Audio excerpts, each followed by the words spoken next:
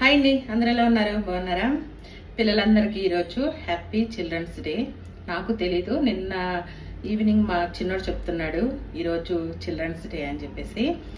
Party అడుగుతున్నాడు. నాకేం party ఇస్తారు మీరు అని అడుగుతున్నాడు.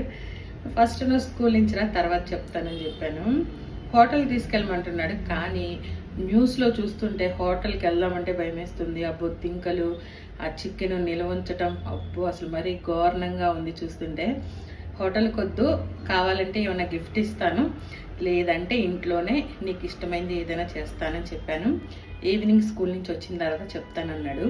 మా పెద్దోడేమో కాలేజీలో ఫంక్షన్ ఉందంట, చిల్డ్రన్స్ డే కదా, ఫంక్షన్ ఉంది, క్యారేజీ కూడా వద్దన్నాడు.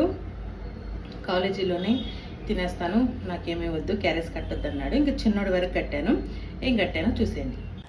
చిన్నోడికి ఇష్టమని ఎగ్ నూడిల్స్ చేశాను. ఇంకా క్యారేజీ కట్టిన తర్వాత ప్రేయర్ చేసుకొని స్కూల్కి అయితే బయలుదేరి వెళ్ళాడు.